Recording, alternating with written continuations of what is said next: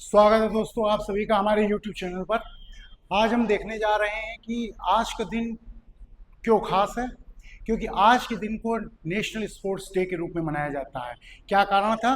क्योंकि आज ही के दिन 29 अगस्त 1905 को एक महान खिलाड़ी का जन्म हुआ था जिनका नाम था मेजर ध्यानचंद। ये हॉकी के बहुत बड़े प्लेयर थे। इनको हॉकी का जादूगर कहा जाता था, magician, the wizard of hockey इनको बोला जाता था। बताते हैं कि जब ये खेलते थे तो गेंद हॉकी स्टिक से चिपक करके चलती थी। एक बार तो कहा जाता है कि इनकी हॉकी स्टिक को तुड़वा करके देखा गया, कुछ ऐसा तो नहीं लगा लेते हैं जिससे गेंद इनकी ओर इसमें चिपक करके चलती हो, ऐसा कहा जाता है, बताया जाता है। तो देखते हैं 29 अगस्त 1905 को इलाहाबाद में इनका जन्म हुआ था। नाम था मेजर ध्यानचंद। इन्हीं की बर्थ एनिवर्सरी को क्या मनाया जाता है? नेशनल स्पोर्ट्स डे के रूप में मनाया था, क्योंकि इनका योगदान बहुत बड़ा था। आप देखेंगे कि 1928, 1932, 1936 के 3 लगातार ईयर्स में इन्होंने गोल्ड मेडल जितवाने में भारत को मदद की थी। यानी कि जितने टोटल गोल होते थे उसमें एक तरफ से इन्हीं के गोल दिखाई देते। मान लीजिए 14 गोल्स इंडियन टीम ने करे तो 9 गोल इनके ही। तो इनका बहुत बड़ा योगदान माना गया इंडियन हॉकी को। तो जब हॉकी को इंट्रोड्यूस किसने किया इंडिया में? ब्रिटिशर्स के द्वारा इंट्रोड्यूस किया गया। और ब्रिटिश इंडिया जब हुआ करता था तब इनका 1928, 1932, 1936 लगातार 3 गोल्ड मेडल हॉकी को जितवाने का श्रेय इनको मिलता है ओलंपिक्स में। जहां हम आज एक भी गोल्ड मेडल के लिए तरस रहे हैं, उस जमाने में हमारी हॉकी की टीम इस लेवल की हुआ करती थी। उसके बाद ये नेशनल स्पोर्ट्स डे यानी कि राष्ट्रीय खेल दिवस कब से मनाया जाना स्टार्ट हुआ? ये स्टार्ट किया गया 2012 से। यानी कि 2012 में ये डिसाइड किया गया कि इनकी जो जन्म तिथि है उसको राष्ट्रीय खेल दिवस के रूप में मनाया जाएगा। तो ये 2012 से स्टार्ट हुआ। तो इस तरीके से ये 13th एनिवर्सरी है। यानी कि पहली बार कब मनाया गया होगा? 29 अगस्त 2012। 29 अगस्त 2012 को पहली बार राष्ट्रीय खेल दिवस मनाया गया। इनको नाम क्या क्या दिया जाता? Wizard of hockey, magician of hockey, magician इनको नाम दिया जाता था। पद्म विभूषण, इनको कौन सा पद्म भूषण दिया गया? 1956 में भारत सरकार के द्वारा इनको 1956 में पद्म भूषण पुरस्कार से पुरस्कृत किया गया। नेशनल स्टेडियम जो है दिल्ली का, उसका पुनर्नाम रखा गया, was renamed Dhyanchand National Stadium, कब? 2002 में। और राजीव गांधी खेल रत्न पुरस्कारों को भी हाल में ही क्या कर दिया गया? मेजर ध्यानचंद खेल पुरस्कार नाम बदला गया। कहा जाता है कि ये जो प्रैक्टिस करते थे चांद, जब यानी कि रात हो जाती थी तो क्या रहेगा? केवल मून यानी कि चांद की रोशनी में प्रैक्टिस किया करते थे। तो इनका नाम क्या पड़ गया? मेजर ध्यानचंद। तब इनका नाम क्या आगे चंद जुड़ गया। आगे बढ़ते हैं। भारत ने इस साल खेलों में कुछ उपलब्धियां भी हासिल की। तो उनमें से जैसे ओलंपिक को नहीं भूला जा सकता, और एक अभी क्या हुआ हाल ही में आईसीसी का T20 इंटरनेशनल वर्ल्ड कप जीता है भारत ने।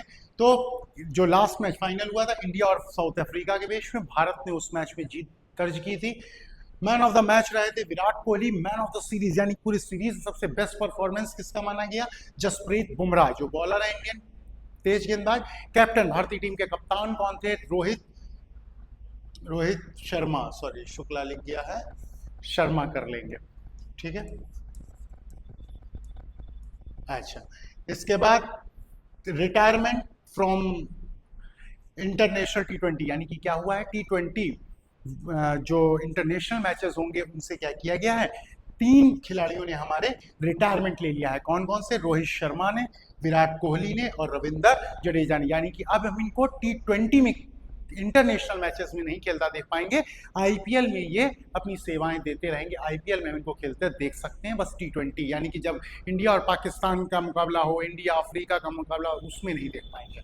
दूसरी तरफ आते हैं इंडिया इन ओलंपिक्स। ओलंपिक्स में भारत ने आज तक टोटल 41 मेडल्स जीते हैं, 41 पदक जीते हैं, जिसमें से अकेले हॉकी ने 13 पदक जीते हैं। तो यानी कि हॉकी का क्या रहा है? हमेशा से एक अपर हैंड की तरीके रही है। हॉकी का योगदान बढ़ा रहा है। गोल्ड हमने बहुत सारे जीते, जिसकी वजह से बहुत सारे लोग ये अज्यूम कर लेते हैं कि हमारा नेशनल गेम हॉकी है, जबकि हमारा कोई भी नेशनल गेम डिक्लेयर्ड नहीं है। हम सभी गेमों को प्रमोट करना चाह रहे हैं। कोई भी हमारा गेम नेशनल गेम नहीं है। बहुत सारे लोगों को तो क्रिकेट को सोच लगता हो, कोई भी गेम हमारा नेशनल गेम नहीं है, ध्यान रखेंगे।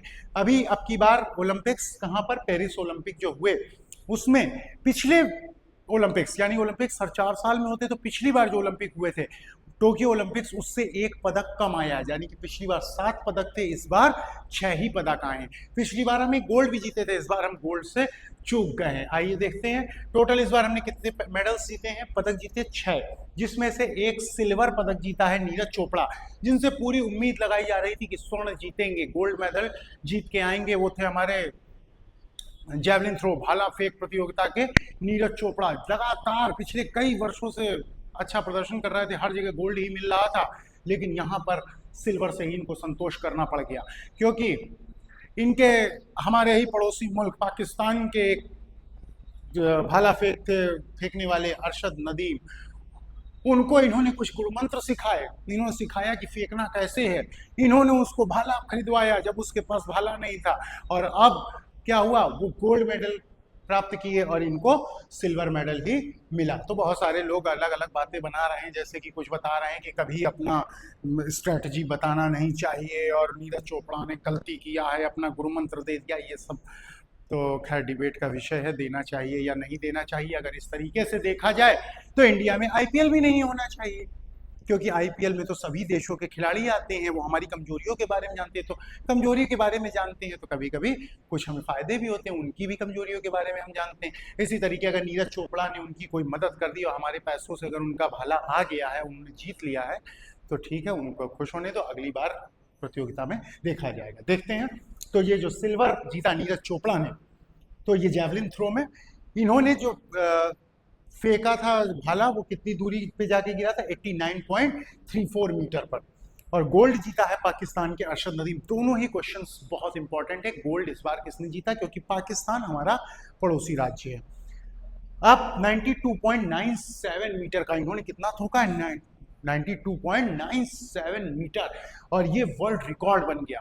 आज तक नीरज चोपड़ा भी नहीं इस जगह तक पहुंच पाए, यानी नीरज चोपड़ा ही नहीं बल्कि कोई भी इतनी लंबी दूरी का भाला नहीं फेंक पाया है। आइए आगे बढ़ते हैं। इसके बाद हमने 5 ब्रॉन्ज मेडल जीते, यानी कि रजत पदक कितने जीते हमने, 5, जिसमें से एक पहली बार ऐसा हुआ कि महिला प्रतिद्वंदी जिसने कितने, 2 पदक, 2 ब्रॉन्ज का मतलब कांस्य पदक, सॉरी रजत निकल गया था, रजत हुआ सिल्वर के लिए। तो 5 कांस्य पदक जीते किसने, मनु भाकर ने 2 रजत पदक जीते। 10 मीटर एयर पिस्टल शूटिंग में तो मनु भाकर ने कितने, ये हमारे यहाँ पहली महिला हुई जिन्होंने लगातार 2, एक ही उसमें 2 मेडल ब्रॉन्ज जीते, और 1 मेडल से ये चूक गई, यानी कि 4th पोजीशन पर आई हैं, तो यानी कि पदकों की संख्या और भी हो सकती थी, थोड़ा सा चूक हो गई। वो 25 मीटर पिस्टल पे था, तो 10 मीटर एयर पिस्टल पे इन्होंने 2 ब्रॉन्ज मेडल जीते, और 1 जीता सरबजोत सिंह ने। स्वप्निल कुसाले ने 50 मीटर राइफल में शूटिंग में ही इन्होंने भी जीता है एक।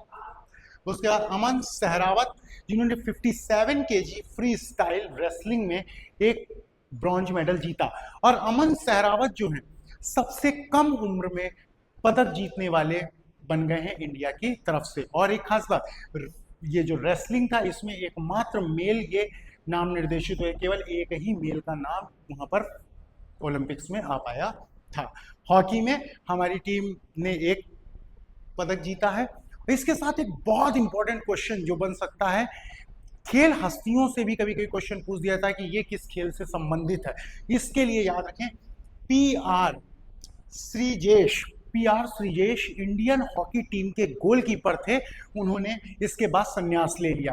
तो भारत और जो स्पेन का मैच हुआ जहां भारत ने ब्रॉन्ज मेडल जीता, इसके बाद इन्होंने क्या ले लिया, संन्यास। तो ये इंडियन हॉकी टीम के गोलकीपर थे, ये 2 दशकों से भी ज़्यादा समय से भारतीय टीम में सेवा दे रहे थे।